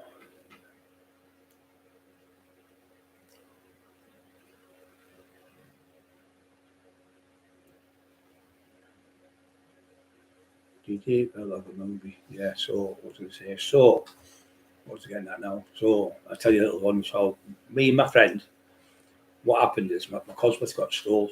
I used to have about 3 houses and 3 flats I used to have. I rented them, didn't buy them all. So, I had one in Garby. No, one in, I used to stay at somebody's house in Garby. I had my pals in Garby, Paddy used to stay at his. Speedy let me stay. His relations would let me stay there. His brother, he worked, and then I had my flat in the Duck Pond. They call it the Duck Pond. It's the dearest place in Stockton to buy a house, and then after Stockton, then there's Yarm. That's dear, but this is like all like judges and that live this place. So I had a place there. It was called Dragon Court. It was £111 a week for the fucking flat. And this is 35 years ago, and that's how dear it was. Fucking fortune it was. And I lived there, and I had a car there ready to just jump into. And the manager lived there. Laurie McMenemy, I think he was called. He lived across the road from me. He didn't live in a house. He just had a flat. He was a nice man. He used to talk to us. I'm not constantly talking. How they doing the borough? I was never into the bundles, but I'd speak to him like, he was a nice man. And I used to go to the fish and chip shop there. It was in the back alley, this fish and chip shop. Me and old John Costello used to go there and get fish and chips. So anyway, I used to live in different flats and different houses. So there was a hit on me, or the cops would hit one house and catch me with something. So I would have out in them houses. So the houses I stayed in on the night, I'd have stuff in the houses. I would have in this one, then I'd move them around and just keep moving stuff about from different places so you never get caught. Never ever think you're safe. Be complacent, then you get caught. That's how they all get caught. They think, I'm fireproof, no one's going to catch me. Of course they can. So we going out, so cops are after me really bad. So I goes to the gym with Brian. So we're in that gym where I'm squatting heavy and benching and all that stuff, called Bridges Gym, owned by Mickey Flanagan. And we're in there training. And the next minute, I said to Brian, I've got a feeling the cops are after me. And he said, you've been carrying? I said, no, I wasn't on no drugs. I was training. I was fucking massive, you seen. I said, how come it's only 2:00 and there's fucking car parks full of cars? This where we used to go, it was always empty. We'd go at 2 in the afternoon because everyone was started going about 4. So we got 2 in the afternoon. There was no one in there. It was only me and him and Michael, and Michael's missus, I called Amanda. She worked there, and her mum was a lovely lady, and her brother, and another lad who's on there when he's holding the weights for me, and he shouts, "Move out the way to Flaherty." He was in there. I can't remember his name now. Nice lad. So we're in there, and I said to him, right. I said, look at here. Come in. So we goes in. And I said, look, there's all fucking cars everywhere. Why is all them cars there? And there's no one in the gym. So why are the cars here? Because where it was, there was like where the people worked. There was driveways for them to sit and go into the car parks. They put the cars, and on the front there was a car park. All the way up the front there's a car park. All the way to the other side there's a car park. So why were they all coming into this one car? This one car park was full where the gym was. I think they're going to book the car. Just in the head, because I've been watching stuff, and Kilty went, "What, you don't book your car and stuff." So his brother was ex-SES. He said that's the main thing, to get you a booking the cars. So I'm in the goes in the gym, and I go to the gym anyway. The lads who worked in the gym, they infiltrated him. He'd lost his kids. He was going out. His wife was going out to somebody else. And his kids took off him, and he wanted to get his kids back. So he was trying to set this other lad up to get his kids back, because the lad was a very good friend of mine from Leeds. He was a black lad, really good kid. Passed away now. So he introduced us in his office. He went, "Oh, this is Brian Cockerill. This is such and such." He said the lad's full name. Well, like you're on a tape record. I went. So when he went out the room, I grabbed a piece of paper and I went, "BUGS, bugs." I said, "Yeah, I'm knackered, mate." I said, "Really bad throat thing." I said, "I think I've got a bug." And he went, "Yeah, I know what you mean. I've had that for ages. I've had that same feeling, really bad stomach and everything." So me and him were on to him. And I said, "So, yeah, so what we're going to do, what do you want me to do, just train you?" So he thought we were going to, this lad was a massive big time dealer from Leeds, really big time dealer. And a very good friend of mine, really good lad, fucking could have a fight. And he loved me to bits because I got him out of a few situations.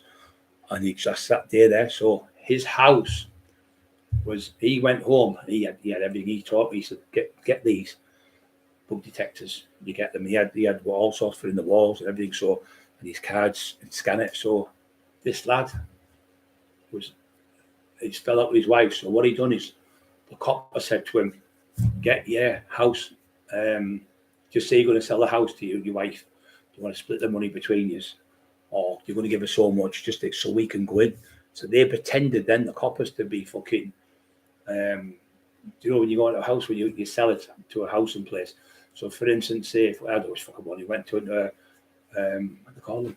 Estate agents.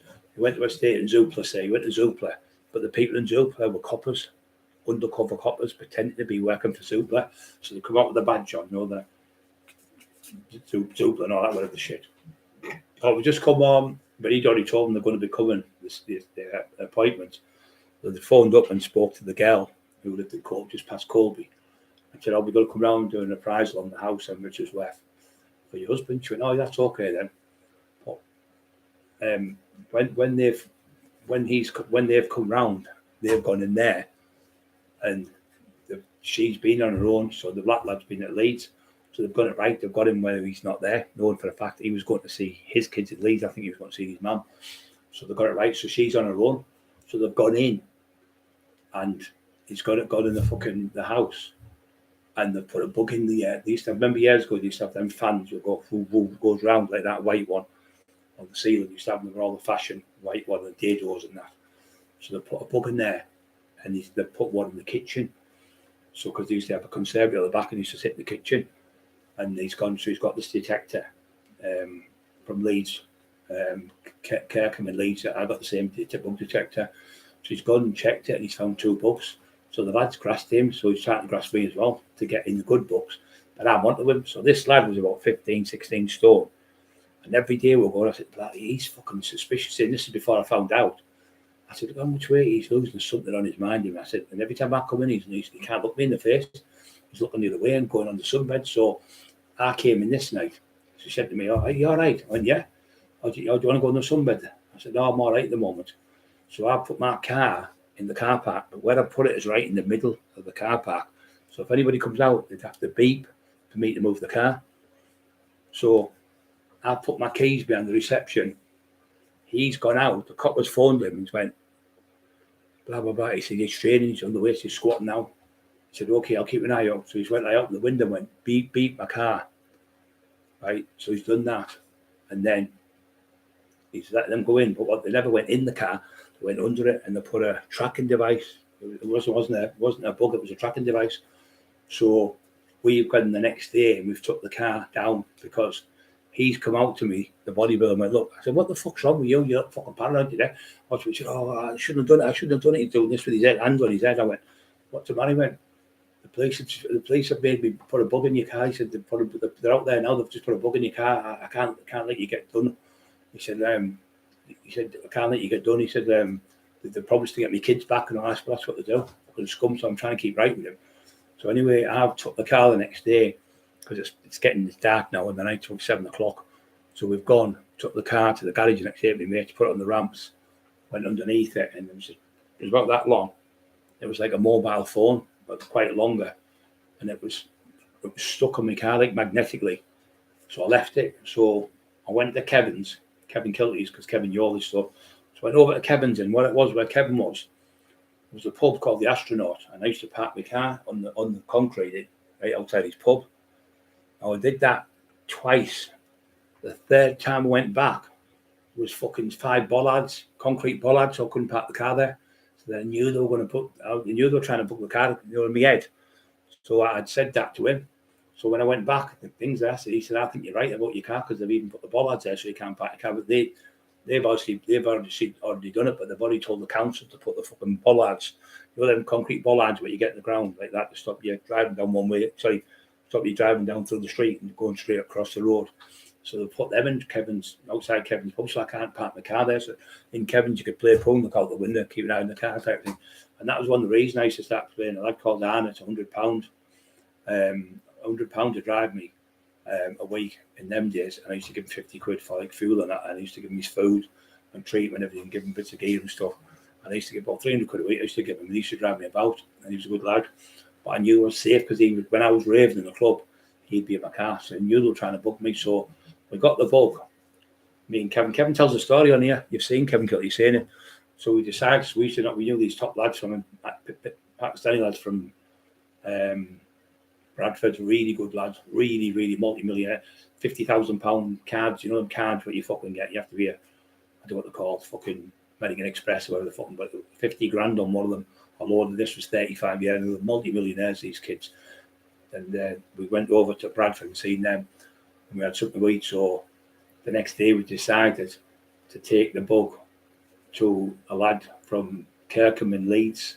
It was called Dave. So we goes down. I'm in a Saab convertible, 21,000, just under 22 grand. I paid 4 grand for the number plate, big bright number plate.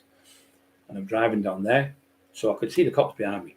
So I put my foot down at about they only do 130. So I went down to 130. So they're doing 130. I slowed down to 60. They're doing 60. Then a motorbike comes aside, and I couldn't tell he was a cop because they'd already been followed by the same bike. So anyway, we were going down there. I said, the runner was here. So what I done is I turned the bug off, took the battery, turned the bug off. So they didn't. So I put my foot right down and I went to this place in Bradford, left and right and right, left.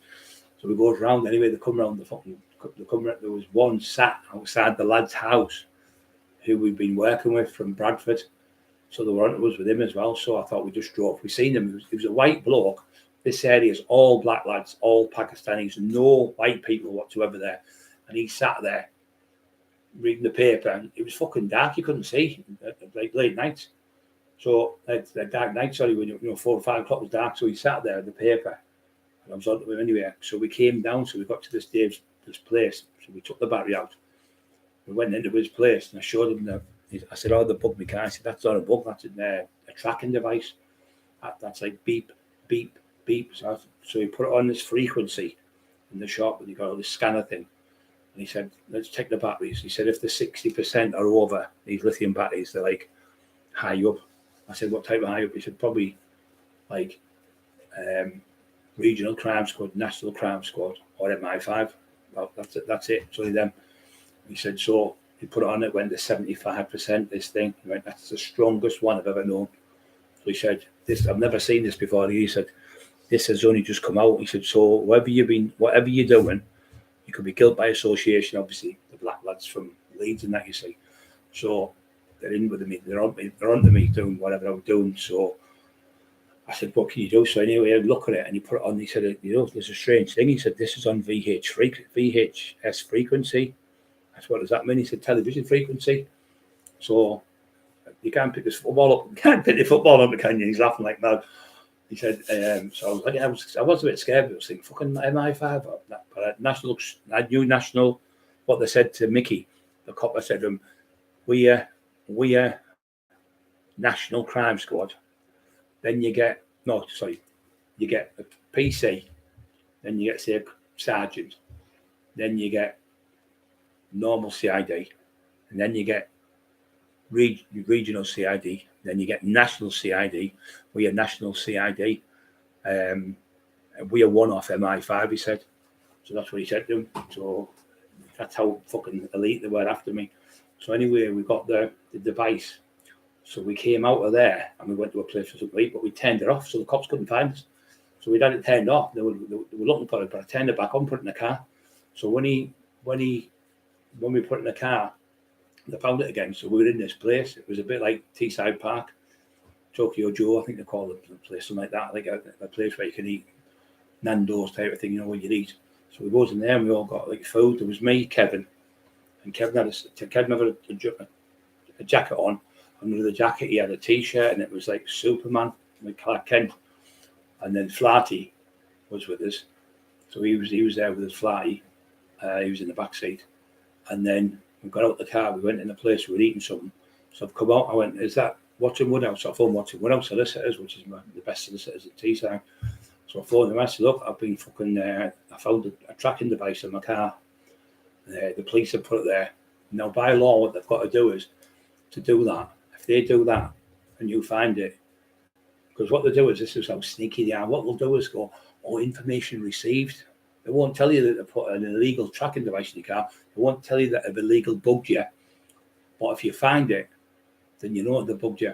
But if you don't find it, then you think, well, the only person here was Tommy, Johnny. It's one of them two. It's got to be one of them two. So they've got you fucking blaming your mates. They've got you fucking hanging with people because they're bugging you, and you don't know they're bugging you, and they're listening to everything you're saying. And then you're fucking blame. Well, the only two people being in was fucking Tommy and Johnny the other night. So you think it's them two because you fucking makes you paranoid type of thing. So that's what they like, the dirty bastards. So what they have to do is they have to have permission of the Home Office. They've got to give approval, and you have to have a proper piece of paper to do it. So I thought they were clever with me. So I got the book. So we won't be able to do it now. Not being clever. So but before that happens, I'll just tell you what happened. So we've come out, just had a load of food. I think I had a steak. We'll come out and went, armed police. There was 17 armed police. I was 17 armed police. Because I'll tell you how I know in a minute. So, and there was, we were going in, there was loads of kids going in the pitch cinema. I went, put them fucking guns down. The kids are going to the cinema there. Put the fucking things down, screaming at them. And this main cop, he tried to get me for years. And he could, his last chance to get me, he said, this other one got me in the car. I went, listen, you cunt. I'll have you sorted out, you couldn't. You threatened the police. I said, yeah, I'm fucking threatening you, fucking scumbag, screaming at him in the car. You set me up, you couldn't. I'm coming looking for you. I will come looking for you, I promise you now. He's going, shit yourself. Anyway, we went in. I had out in the car. I said, I'm staying in my car while you search this. You're not fucking, I'm staying in this fucking car. There's the keys, you can drive it. I'll sit here. They're trying to have smart. I don't want to fucking talk to you. You're putting bugs in my car. You're trying to fucking sit tracking devices. You're trying to set me up. You're getting people to fucking try and put stuff in my house and stuff. And I found you out. You've been found wanting. You're fucked. He said, well, you won't be able to prove now because we've got the tracking device. I said, have you? Well, do you know when I was in that office, the place where you've just obviously know where I've been, because they get their stuff from there as well, the cops. I found it later on. I said, while I was in there, I got the PIN number of the tracking device. How do I say it was number 16, 12, 15, 6, 5, 3, 7, 4, CGA? How do I know that number if I didn't have that tracking device? You put that in my car illegal. There's no need to make a complaint because they were already getting done for pinching a combi boiler. They were already done for taking drugs. They were already done for getting a variety bus and taking it to fucking Belgium, getting the alcohol, coming back, selling it to the fucking inspectors and all the other. When they got told off the inspectors, they only got a reprimand. Do you know why? Because they sold the fucking cigarettes and all the alcohol to the fucking police officers, the high-ranking ones in the fucking near Christmas time, so they could party. The fucking corruption. So anyway, so they've gone. He's coming. It was a woman. She was an chief inspector. So I went in. I said, "Listen, ma'am, these fuckers are under. Sorry to swear, ma'am." I said, "Listen, these have got more. They're under investigation worse than me. He's under Operation Lancet. He's under this one. He's been done for pinching a combi boiler. Well, that hasn't been proven yet." They said. I said, "Yeah, but you've still fucking been. You've still been arrested and charged for it. So the investigation is going on. So you've got more charges. If you get found guilty, these did, in which they did get found guilty of them, they had more charges than I had." I said, "So they're worse than me." So she turned on. I said, because the door was ajar when I was in the room. I was talking to the get my fingerprints done, and I could hear a little bit. And she went, "You said today that these would have firearms on them, a massive amount of drugs and a massive amount of money. He's got £100 between them." He said his backup's no good. Flat, he's got about 30 different fucking illnesses. He said he's no good. You know, he come up with the list like that. Flat, he was unbelievable. All the stuff that was wrong with him was funny. So he's no good. Your backup's no good. He's got more illness than anyone I know. So anyway, the fucking cops from there went, "Listen, lads, I don't know, just anyway, that's what they've done." They come over and he had one of them telescopic cautious. He went right there with me. "You with me that I'll spark you, you daft old cunt." He's about 60-year-old. "I will spark you unconscious. I'm telling you now. You fucking throw that at me and I'll knock you clean out." He said, "Oh, we'll put the phone down." I'll put the phone on the top. And the book was there. I said, "There's the book there." But what I'd done, like I say, I'd got that number and I got it faxed to my solicitors. So they had it. So they put an illegal tracking device in my car without permission. Oh, you're not going to make it awkward for you. He said, I'm in serious trouble because I said to him, he said, I've got egg on my chin now. I said, no, you've got a breakfast on your face. And he went, oh, I like that one. He said, that's good. So then Kevin come out and went, I told you Superman doesn't lie with his t-shirt, Kevin, like that. And the cops were like fucking fuming. But the other ones were laughing. The woman was like, there's no money. They've got £100 between the three of them. They've got no drugs. They've went to see their friends because you've booked the car. You've illegally booked the car. Where's the warrant to book the car? We haven't got one. So then I had the warrant. They didn't have a warrant to book my car. So therefore it had been inadmissible anyway in court because it was all illegal what they've done. That's Cleveland police for you. They're just fucking corrupt. So they hate me because I've always been too smart and too clever for the fuckers. And that's why when the little snitch keeps grassing me up, they keep trying to pull me in to try. Just as I got away, they bring me back in. Remember off the Sopranos? And that's what they were doing, the dirty bastards, trying to get drug dealers to have drugs in their house for me to kick the door in, grab them, tax them, and then the cops would be waiting on the corner, come in with a full squad to nick me. I tried every trick because the lad went, the police have offered me 2 kilos of cannabis to keep, and they were going to put 10 key in the house, and I would tax him. And what it was where he lived, I know that I'd still well to this day. The lad lived in a cul-de-sac, so I was going to go in for the tax. Knew he had the gear in the house, take the 10 key off him, come out, and then get caught by the drug squad. And they were doing it all over the country. The big fat country was doing it. It was called Cockney Mark from London. He did it in Manchester. He did it in London. He did it in Scotland.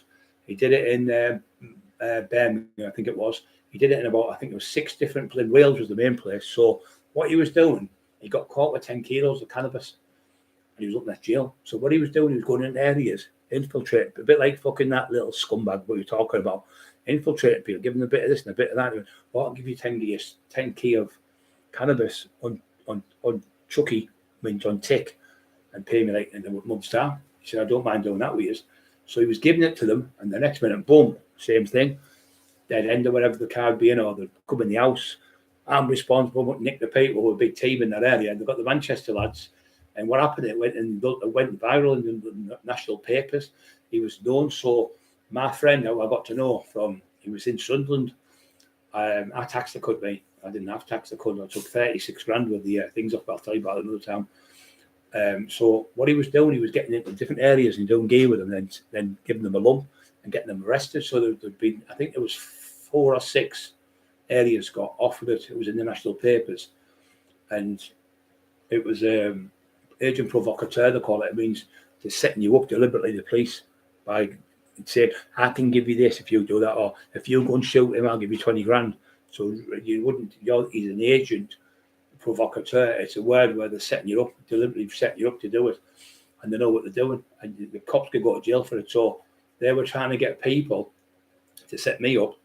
But obviously, a lad told me, my mate put a fucking knife right in his fucking eye, and he popped his eye, screaming at the pig. The cops had made me do it. The cops, because he sussed him, because he was shaking. He couldn't make me to do the 10 key thing. He said, it's in the cul-de-sac where I live, blah, blah, blah, blah. And I knew he was on. So I pulled him out the fucking car, got him in the boot of the car, and took him somewhere and fucking threatened him. And he come out with everything. He told me what coppers. I know which one he is. And I know fucking who you do. You tried to get me set up, you fucking slinky bastard. So he grassed us all up and told me everything what you were doing, how you were giving him drugs to sell, and he was selling them a split that we use, how you were doing the coke with him. So they were getting gear. They were going houses, taking 4 ounces off someone, then doubling it up to 8, taking it to the police station, putting the 4 ounces in the police station, so that looked all cushy, and then taking 4 ounces, then giving it to this lad, and he was selling it and splitting it with the 3 cops in him. That's how bad they were. I'm not joking. That's on my brother's grave. That's how bad they were. Corrupt as fuck. And you used to see them getting out in the town centre. There were about 10 different cops that were all off their heads. I think it was 12. Or no, 7 out of 12 got put in the rehab on the Operation Lancet. That's how bad they were on it. That's how bad they were. So, yeah, so this fucking Mark lad, he was in Sunderland. We had good friends in Sunderland, like Aryan people. So he was doing the gear with people. Anyway, somebody he stayed with this lad, a drug dealer, and he was staying with him. He was doing bits and bobs of him, getting in with them type of thing. And he was doing like bits of E, and he was getting E, and he was doing them really cheap and drawing them in for the big 10 key. But what they would do, they'd just give him it back. So what happened? You remember years ago, you used to get your phone bill from the fucking, remember the phone Nokia, And the phone bill come to the lad's house because he was staying there, and it was hundreds of phone calls to one place. No, lad being nosy went. It was in his pocket. The fucking bill. He looked at it, and it was not. It wasn't. It was on the floor, but he picked it up and looked at it. Sorry. So he looked at it, and then he checked it, and he phoned the number. Went, hello, South City such and such Wales police station, Inspector such and such drug squad. So it was a cop who was on to him, and he phoned us and told us, and then we fucking sent him over. So I decided he was a scumbag, so I'm going to have him. So he was doing the little fellas, the ecstasy in the area, and he had 7,000 coming in for these other lads from London. And I found out, and I contacted the people who work with, and they were over the moon because they said, you fucking saved us, big fella. And they made him pay the fucking money back. So it was 36 grand with the E, allegedly, that he came with. I've gone in as 2 from London. He went, I'm just from London visiting. The other one was there. It was 2 from Hartlepool, and there was another one from Billingham. And then him, Mark, they called him Mark. So the one from Billingham was a big lad. I went, yeah, you're getting fucking tax off. Kicked the door in, who the house it was. He's passed away, this lad now. But he tipped me off what they were doing because I was going up to Hartlepool and no one was buying the fucking E. My E went right down. I was selling like maybe 1,000 a week over there. And it went down to like nothing.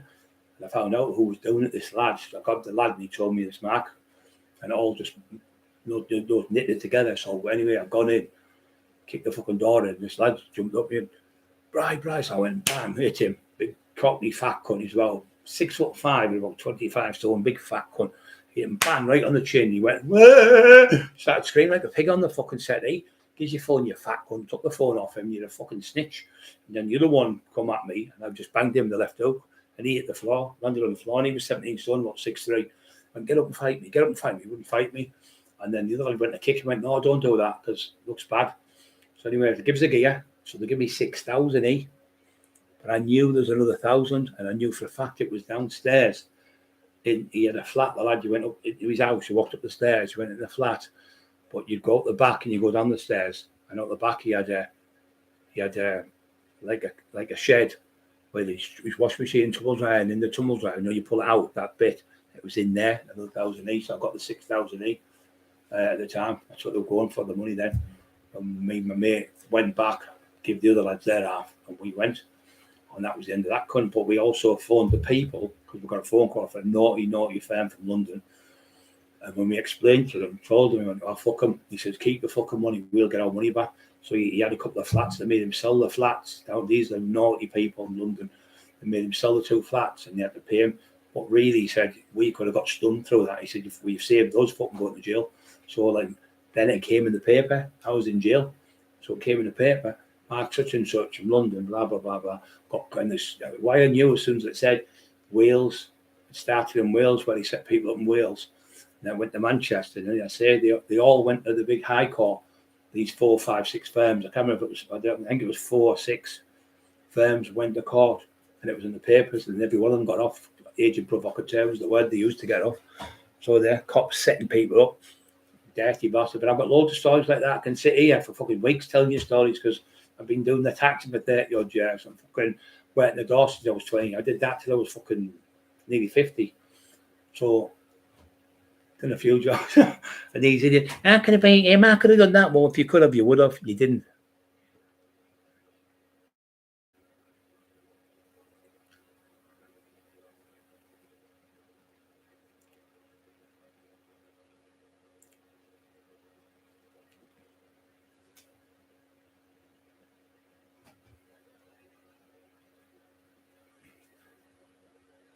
There won't be any more books on Lee Duffy, and the only book we did a book when we got permission off Carol.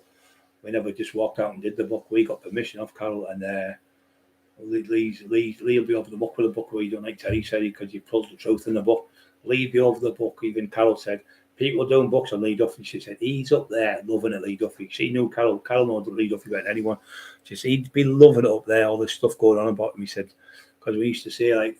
And don't forget that'll be on in the book because he knew there was going to be a book written about him. So Carol said the same.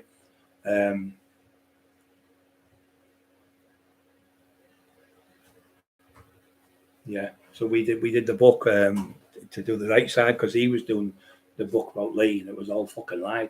and he done this, and he walked around like the Terminator and punching everyone and all that. It was all made up lies, and that's why I asked. And he said, "I'll give you more money if you do it." And I don't want any more money. I'm not going to sell my mate down the river when he was my friend. I said, and he died when I was in jail. So, and his family's still alive. Louise and all them and that. All them are still alive. And I said, and his fucking family. And I said, so I'm not doing that to people. And then later on, we ended up meeting Carol. And when I was telling the stories about each one, you've got them spot on, 100%, Brian. She said, every story you've told me, I've looked back at my letters now, and you've got everything really spot on, because that's what you do. You help each other, and we've become like family, but with our family, all of us together now. So that's a good thing that our arsehole did by making lies up about people. It's brought people together, like great people like Carol and Emma are like sister. Well, they are sisters now. She's like my sister as well. She stopped me doing something daft there, and Maria and Emma about 3 months ago, when I think I got life off because of that scumbag. The 3 girls taught me out of it. Really fucking raging with them all one night. You just can't, you lose it. Yeah, so yeah, just Trap Map, you okay, mate? Hello, Carol, you're all right? Olivia and your daughters and Peter, love them a bit, you know that. But yeah, he wouldn't give any stories on that so-called person we don't talk about, because he wouldn't give the stories. He went fucking berserk. How dare you? How dare you? And he started calling all these horrible names for no reason whatsoever, just because she said the word no. And I don't blame him, because it was a partner for like nearly 7 years. Because she got kids to him and everything, disrespecting her kids, disrespecting her son, disrespecting her daughters, her granddaughter and everything, just torturing the whole family because they wouldn't give him stories. But that's what he does. Right, guys, I'm going to shoot. I've been on nearly 2 hours. My side's killing me. I hope everyone's okay.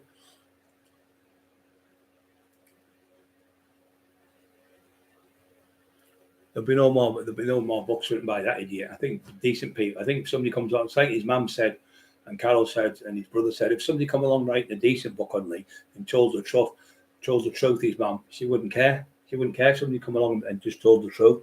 Someone who knew him, someone got on with him, someone knew the real Lee Duffy, like me and Emma did.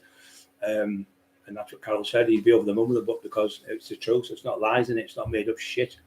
All the shit, we took the shit out and put it away. And the other lad who we had the fight with, and he ended up dying in the fight, that was all made up, saying he stabbed him so many times, 7 times, he said he was going to put in it. I went, fuck off, he never done that at all. It was a street fight went wrong, and 90% of the people in that situation, when they were getting beat, if somebody throws something down, a knife or something, you'd use it and don't give a fuck who you are, because you're in fear, you're getting beat, especially when you're on drugs and stuff as well, and drinking and being out in that fear. That's what's happened. So the lad did it, not to be evil. And everyone says it was Lee's fault that night. It was his own destiny. He was like that, but the family forgive him, and he just won't leave it. He just keeps putting lies out. Every other month there's a different version of it. But it was never like what he said. This monster went around punching kids and all that. First of all, he would have hated you because you were a snitch. He hated snitches, and he hated pedophiles. They were the worst two. He used to say, you can't cross a pedophile and you can't cross a snitch. There's no such thing, Brian. And he fucking hated them, and he just couldn't stand them. He'd get away from us, you. Get away from me, just get them out the pub. Anyone in that pub was a snitch, you'd get out the pub, and that's what it was like. But on them days now, it's like, oh, I know he's a grass, but he won't grasp me. I'm like, have you heard what you fucking say? He's a grass, but he won't grasp me. So he's grasped fucking people all over and put people in jail, away from the mums and dads, away from the children, away from the family, but because he's your friend. I wouldn't give a fuck if someone was a police snitch you out of my own brother. I would have nothing to do with him. I would have nothing to do with my own fucking sister. I wouldn't have nothing to do with him. It would be different if it was like my sister, because she works for a living. She's a social worker. He's entitled to go to the police, but I'm about villains. And these other fuckers like him infiltrating people to get in with them so they can fucking get them jail. It's fucking sick. And then, I've got them jailed, mate. You're just loving it, putting people away from the children, just sick in the fucking head. It's like me in that house when they tried to kill me. I never said a fucking word. What I did say, I went to court and got them off.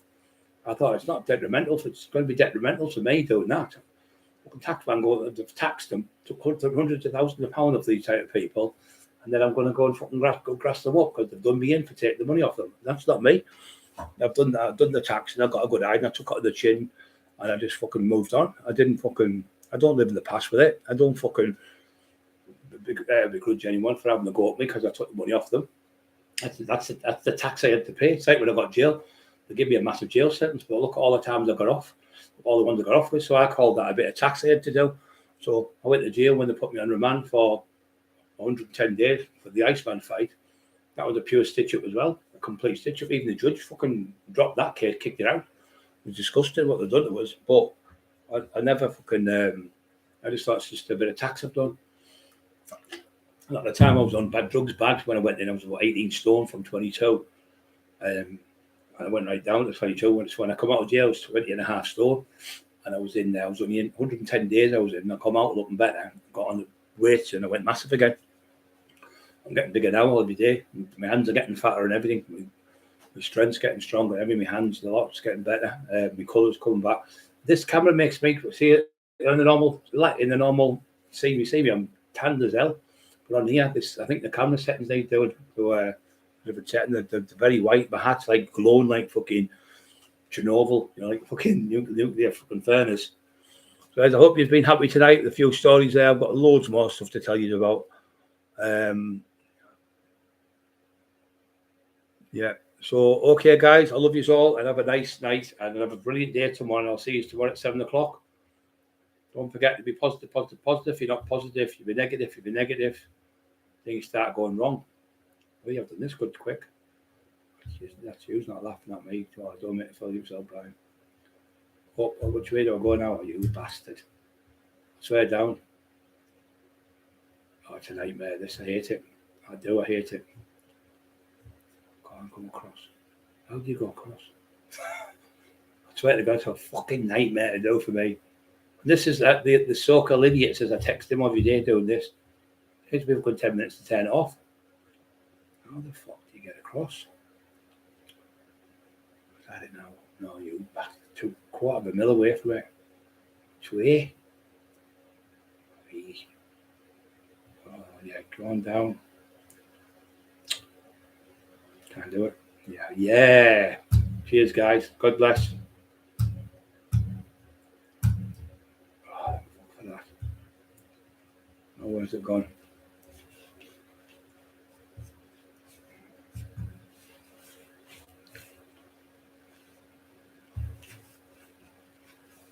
Fucking thing. Which way? How many does it? Fucking 2 seconds. Oh. Drives me fucking mental, it does.